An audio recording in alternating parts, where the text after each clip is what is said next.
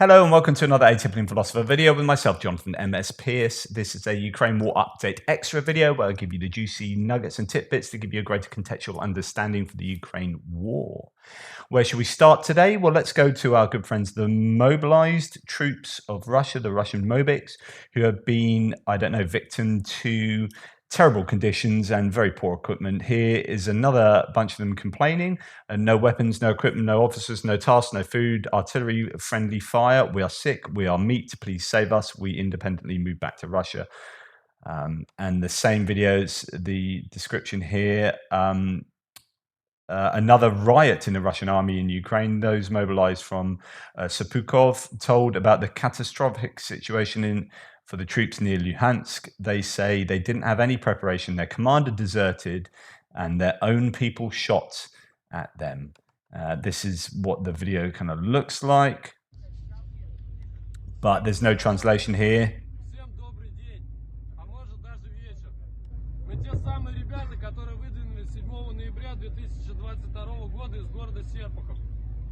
And there you go. They're just not very happy, oh, translated. This is what we want. I missed that one before. Всем, кто смотрит нас, всем добрый день, а может даже вечер. I will translate this because it's right at the bottom. Might be a bit difficult for you to see. So it starts off: to all who are watching us, good afternoon, or maybe even evening. Всем добрый день, а может даже вечер. We are the same guys who were sent out on November the 7th, 2022 from the city of Serpukhov and moved in an unknown direction. As a result, we end up out on the front line. All of us are here. We are alive. We are healthy. And we did not give up. We were misled in advance. There was no kind of preparation, no armor, only shells, only effing APC. Armored personnel carrier. The people are in a state of horror at the moment because we do not know what our main task is. At the moment, the main task is to survive and get to you. My name is Vladimir Agrievich Gurin. I am the only one from the second company. There are not so many of us left. We were shaken, but we are not homeless and missing. We are not wounded and we are not killed. We are not captured. We were treated very badly. Our battalion refused us. We were driven through the woods for weeks. We were rolled in advance. A battalion commander arrived who set up a point and divided the company into two parts. The first part, consisting of 60 people, moved out to Makivka. Not all returned, but most of them. We were misled in advance that we did not need to take anything with us except a bull. We were met, we were broken, part was destroyed. They also say about us that Serpukhov is the same... Sorry, I missed that bit. Is the same as cannibals. Initially, since ancient times, this all was going on. People were given separate shops, who was a shampoo, who was a collage, who was a bulk cover. They did not, I don't quite understand this, they did not even give out armor. The armor that was given out in the city of Serpukhov belongs to the category of airsoft, so kind of Nerf guns, I think, which does not hold a bullet, a knife, an axe, a shovel. Also a helmet. After one blow with a knife, it did not stand, it cracked in half. They did not give us a uniform, they did not inform us where we were going, why we were going. We were told that we are going to be killed, And it ends there. So you can see these guys aren't happy, and for good reason, although the translation's a bit weird in some parts. Basically, terrible situation for these guys sent onto the front line. Okay, let's go to somewhere completely different now. I told you about what happened in Armenia the other night, that the Armenian civilians were protesting against Russia, and Armenia is a place that has been supported by Russia previously, especially in the Armenian-Azerbaijan conflict. Now, here you've got someone holding up persona non grata, pictures of Putin, and that looks like Lukashenko of Belarus. So some sort of placards that she's created, and then this great sort of mass of people.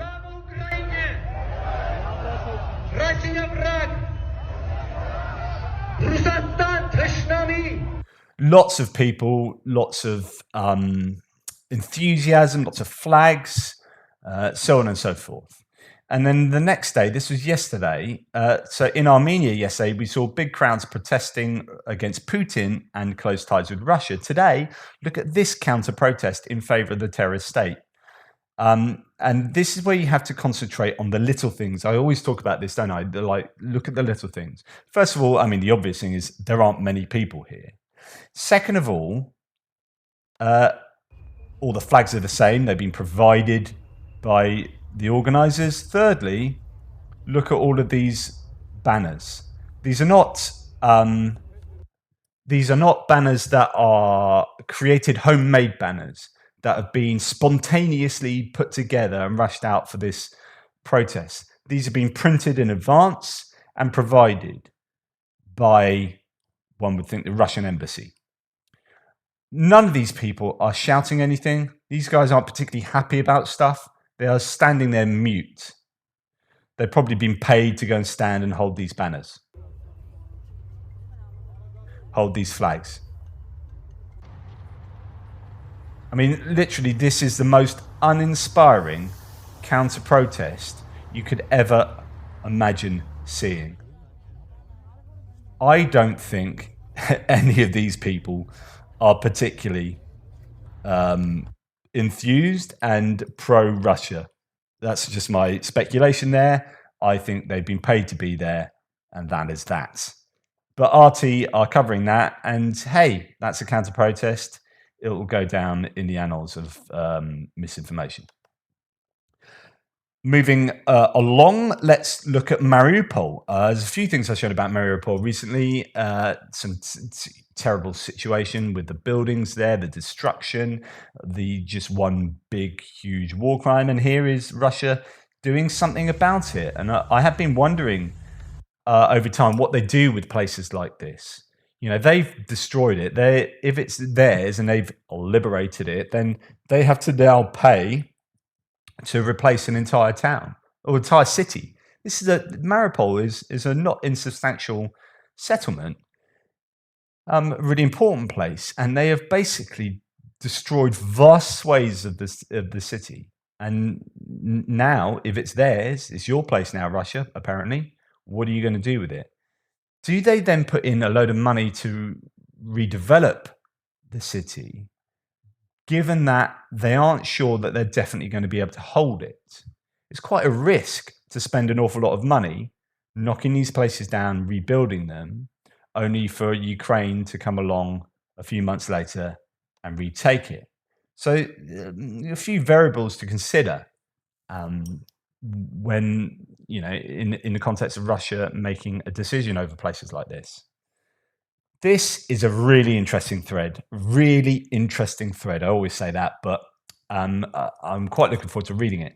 So this is Shashank Joshi summing up a two-part podcast, basically, but it's a subscriber only from the on the Russia contingency podcast between Michael Kaufman, Justin Bronk, who I've referred to before, and Jack Watling. A lot of the discussion is essentially myth-busting about the war. A few highlights below. I talked to you, Justin Bronk is from the United Services Institute and Royal United Services Institute. He is pretty expert on a lot of things to do with the war, but co-authored a report on the air conflict between Russia and Ukraine and explaining what happened in the early parts of the war and then through till now. So Joshi sums it up as follows, and I'll read this out to you. Russian air or missile power was effective. That plus electronic warfare worked to disable and suppress the Ukrainian air defense system very effectively in the first couple of days, says Bronk. Air Force punched holes in defenses to allow VDV to seize airfields, notes Watling. The problem was when the ground forces didn't advance fast enough. Russia struggled with dynamic targeting, e.g. new targets. So, in other words, Russia were fine in the beginning of the war, knowing where certain static targets were, and once they dealt with them, then what did they do? They weren't prepared past that. Russia had and still has plenty of HUMINT on targets. So this would be intelligence on targets. Their ability to get that to their air force in a timely manner is non-existent, says Watling. Western arms did not save Ukraine, at least not as conventionally thought, Watling says. Quote, the propaganda value of Western equipment was extremely high at the beginning of the war. It didn't really have a substantial material effect on the course of the fighting until April. So this is where you hear the Americans were talking all the time about Javelin and all the time about Stinger.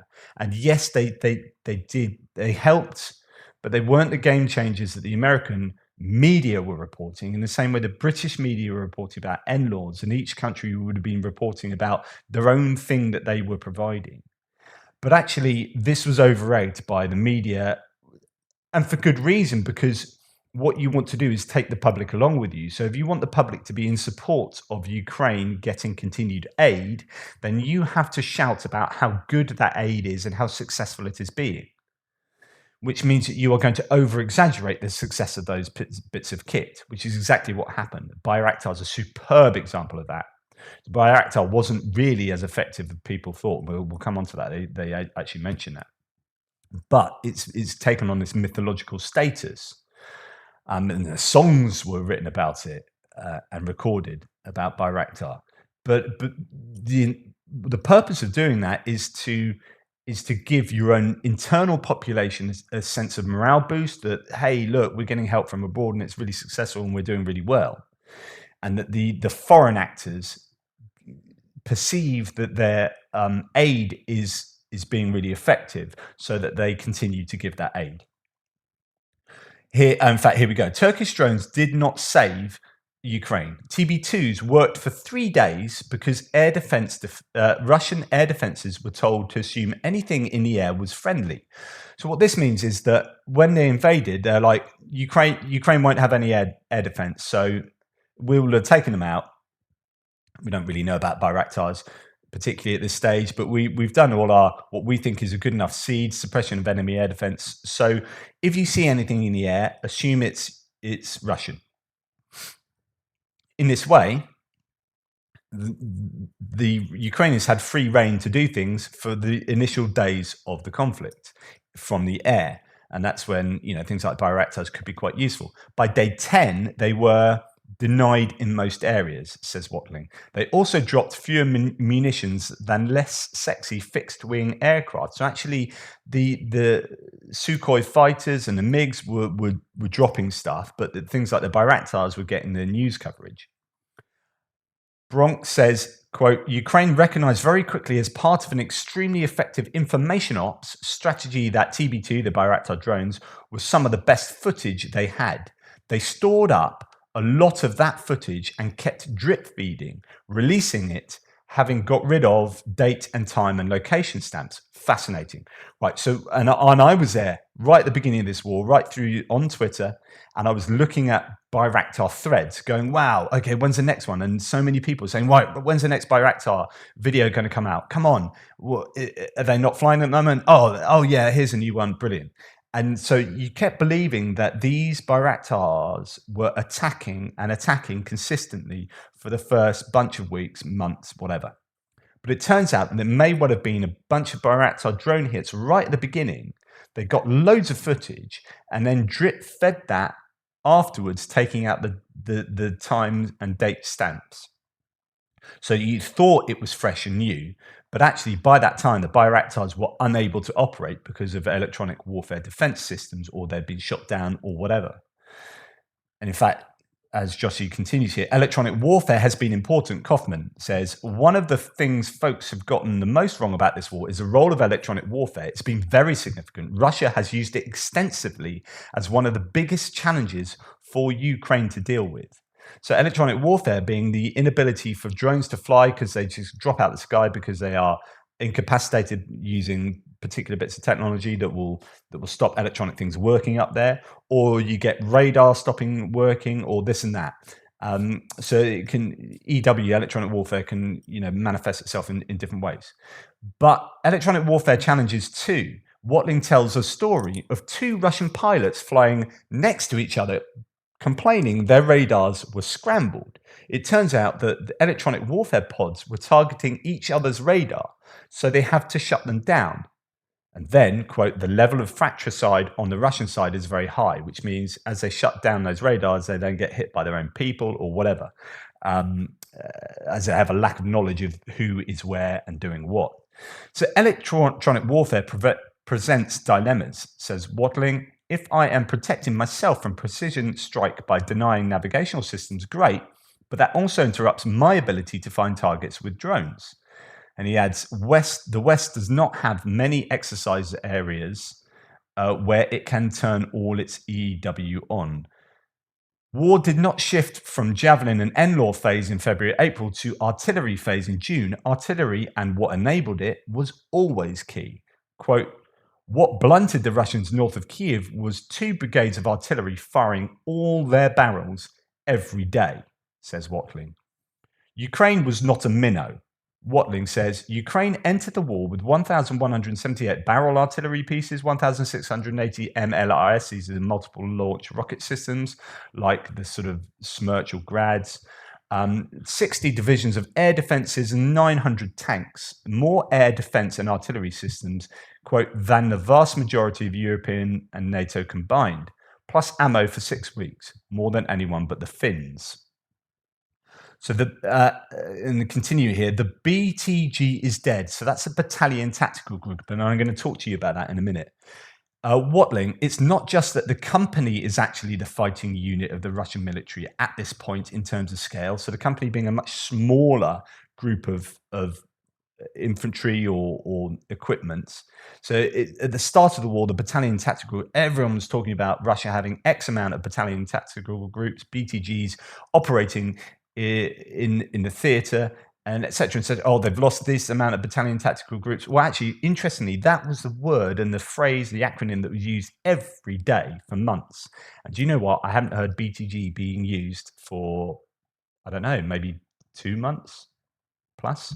Really interesting. So this made me realize that. It's not just that the company is BTG is dead. Watling says it's not just that the company is actually the fighting unit of the Russian military at this point in terms of scale, also warlordization of units. The GRU setting up new Wagner-type forces and the proliferation of personality-based private armies. That's an interesting thing, and certainly working for the Russians. Now, there's been so much talk about NATO training and NCOs, and I've mentioned this, how they've got greater decision-making ability further down the chain, and it's all about the NATO NCO training than non-commissioned officers, whereas the Russians are all very hierarchical. Someone like War in Ukraine, who's quite pessimistic about the Ukrainian army, says that basically, no, they're still like, they are the Soviet army still, the Ukrainians. And in fact, they're making bad decisions generally on the battlefield, and they aren't doing things as well as people say. And he's pretty pessimistic about both sides. He might have a point here. So Joshi says from this conversation that Ukrainian NCOs are not the backbone of the army.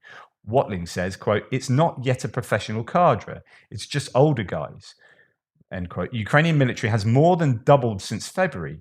Quote, the idea that there's some Ukrainian NCO corps that's holding this whole thing together is just projection. It's a complete myth. That's fascinating.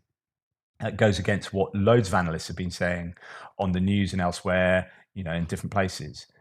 So again, this might be incorrect. It's someone's opinion, an analyst's opinion, but I don't know. It rings quite accurate to me. Watling, the Ukrainian junior leadership is good, particularly at company level. What you're seeing a lot of colonels being pushed in to support small-scale operations and providing that personal leadership. This is what we saw with the Russians at the beginning, and they lost a bunch of them because they had to get down on the front because there was just a breakdown in the command structure, and the information seemed to be not getting to the commanders, so they felt they had to come down to the information. But it's not built around the Western approach at all. So this is a real sort of criticism of the Ukrainians. They're just not there yet. It might be that they're getting there. They're on the way to being there. Bit of a hybrid situation, maybe. Russian logistics are vulnerable to HIMARS, but this is the key. But Western air and ground forces would face similar issues. Kaufman says, quote, "A lot of science fiction on our side. When I hear about distributed forces and logistics, the operational concepts have never made contact with an actual logistician." So this is the idea that, do you know what? We say, oh, HIMARS are game changers, brilliant, and aren't the Russians poor and their logistics have been hit?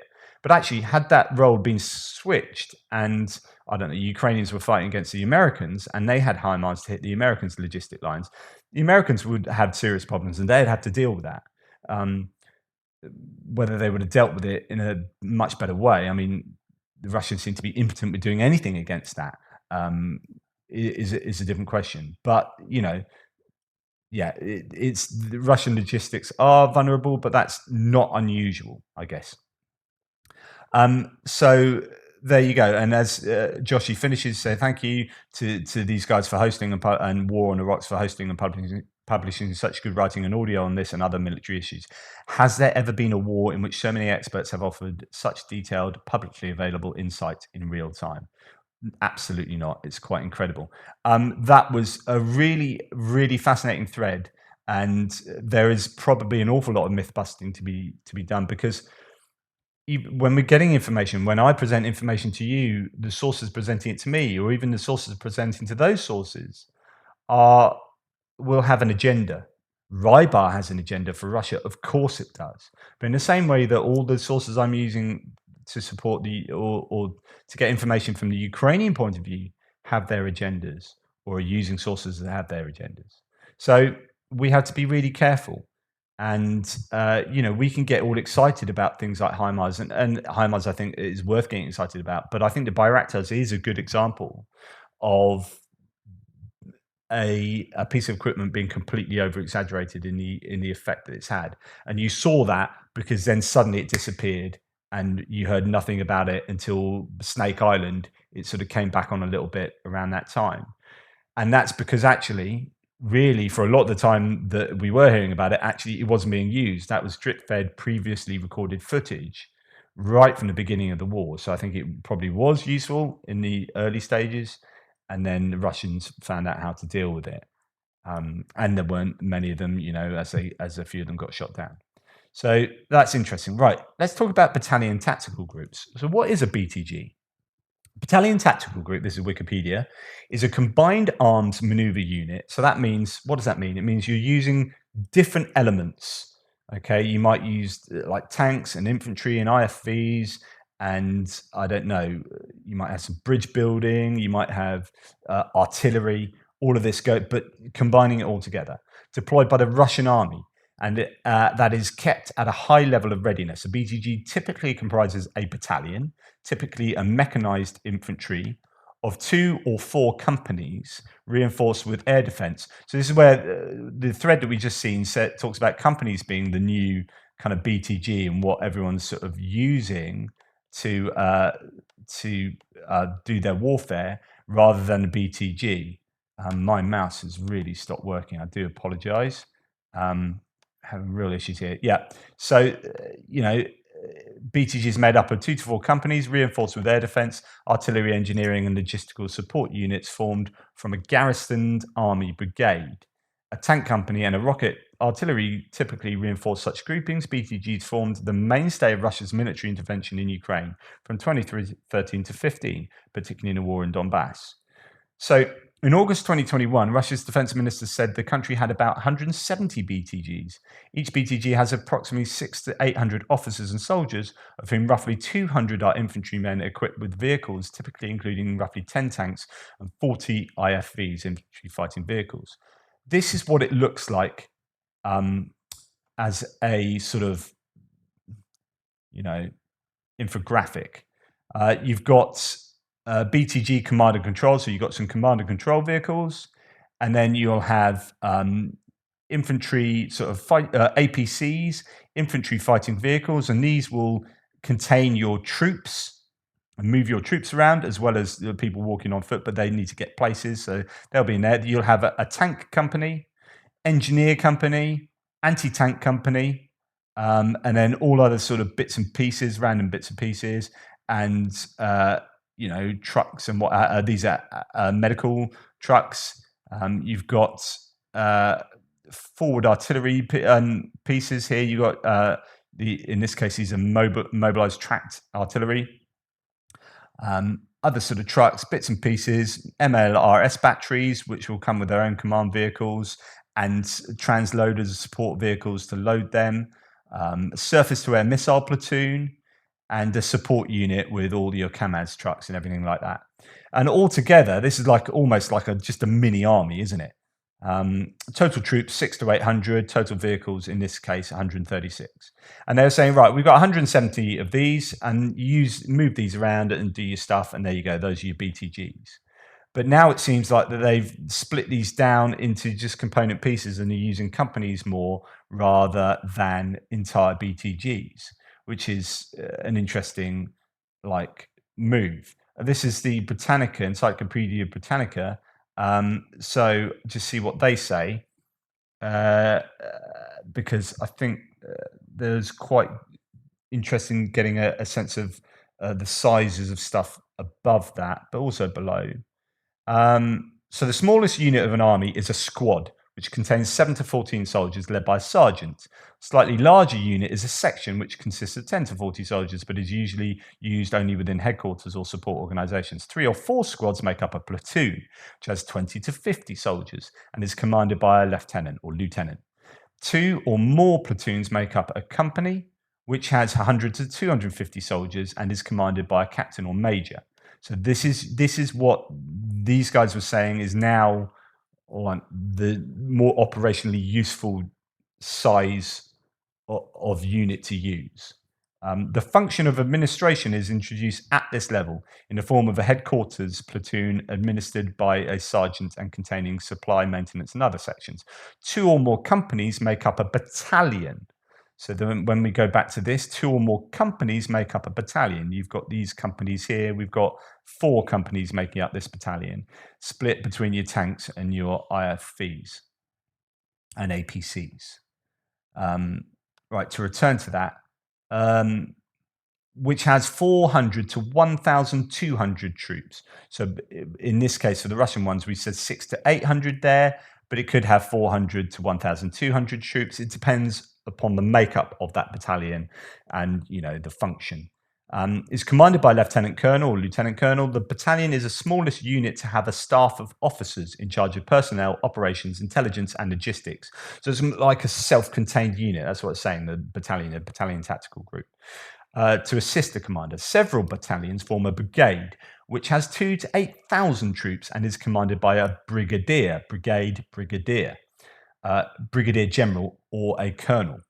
The term regiment can signify either a battalion or a brigade in different countries' armies. A brigade is the smallest unit to integrate different types of combat and support units into a functional organization. A combat brigade, for example, usually has infantry, armor, artillery, and reconnaissance units. I would argue that for the Russians, the BTG broadly does that. 2 or more brigades, along with various specialized battalions, make up a division, which has 7 to 22,000 troops and is commanded by a major general. A division contains all the arms and services needed for the independent conduct of military operations. 2 to 7 divisions and various support units make up an army corps or a corps, which has 50 to 300,000 troops and is commanded by a lieutenant general. The army corps is the largest regular army formation, though in wartime 2 or more corps may be combined to form a field army commanded by a general, and field armies in turn may be combined to form an army group. Hopefully that was useful to you. So often you hear these terms bandied about and you're like, what is a company? What's a regiment? What's a battalion? So I may refer back to these in future just to remind viewers and with newbies who come on as to exactly what these mean and what they look like.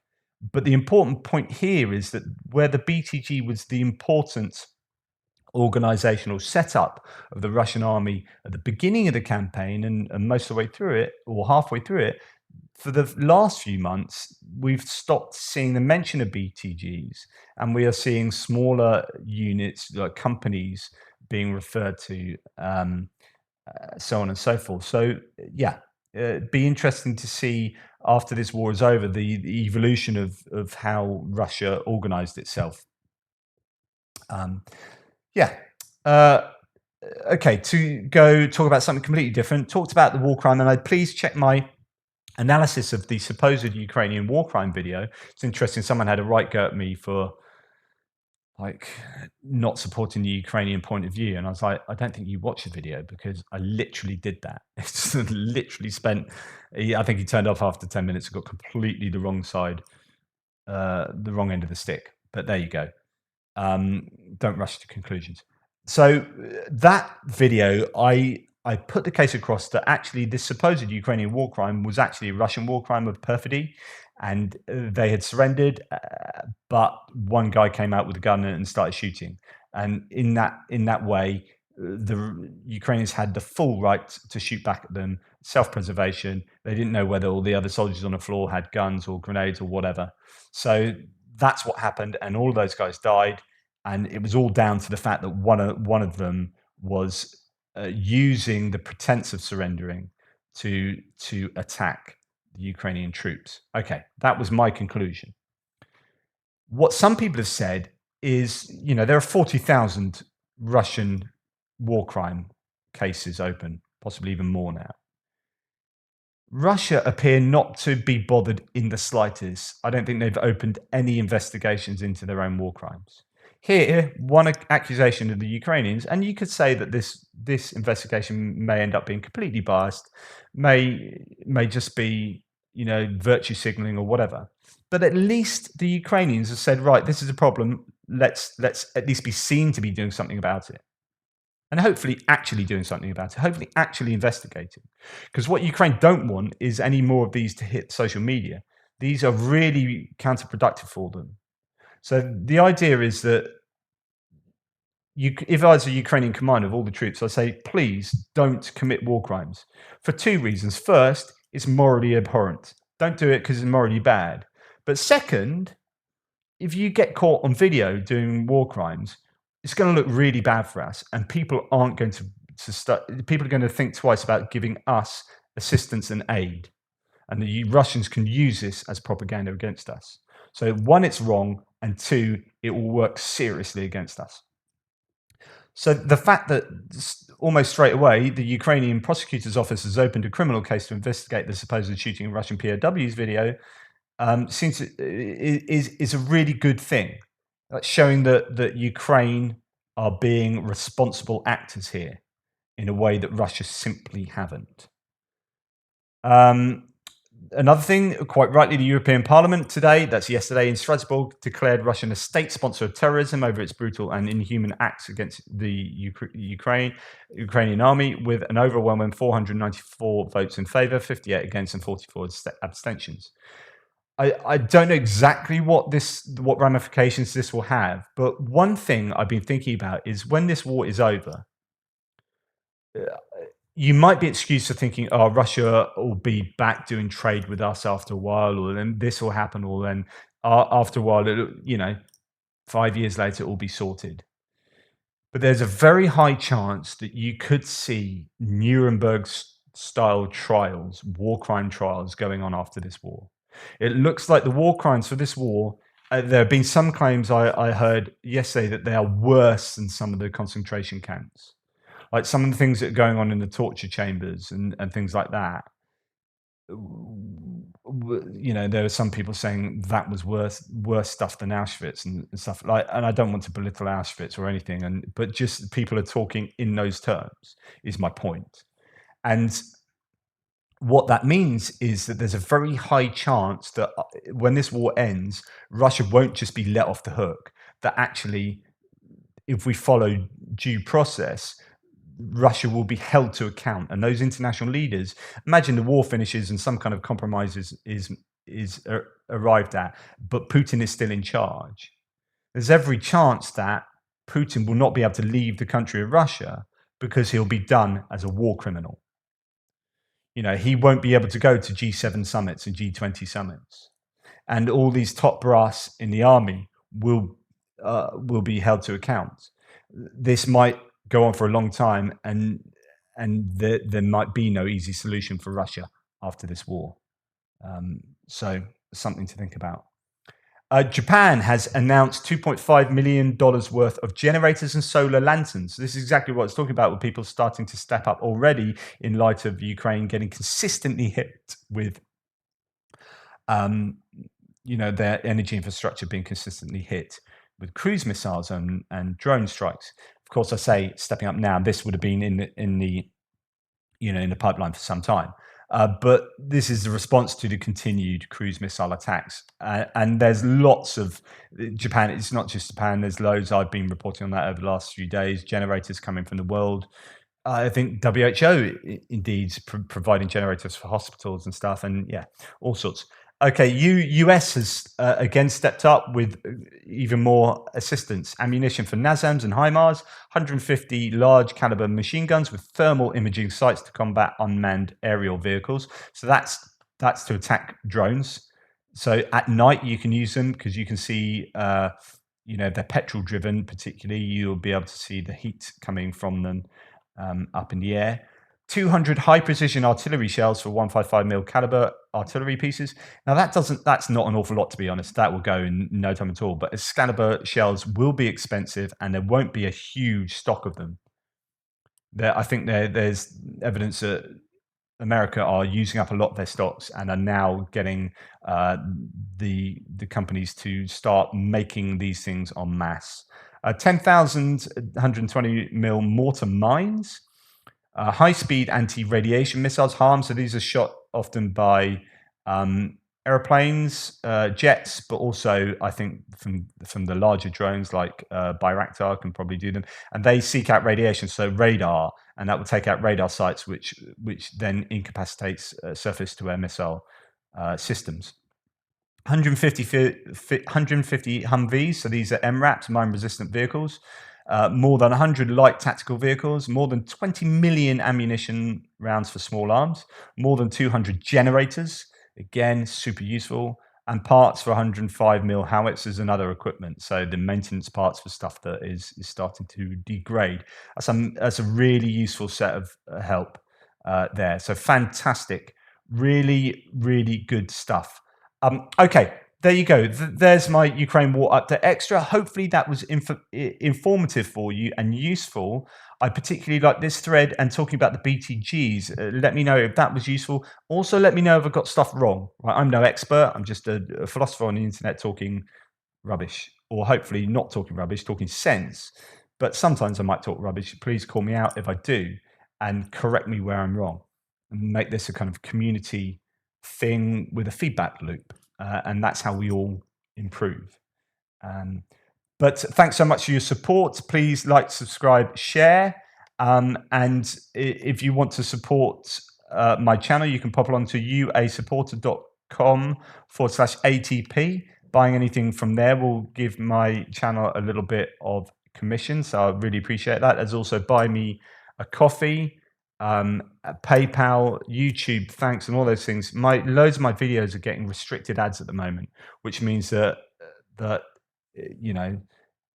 that's a real problem for me doing this as a project. I spend an awful lot of time doing this every day, and so any help you guys can give is super, super appreciated. But I feel uncomfortable saying that, but I've learned to say that. I've got over that.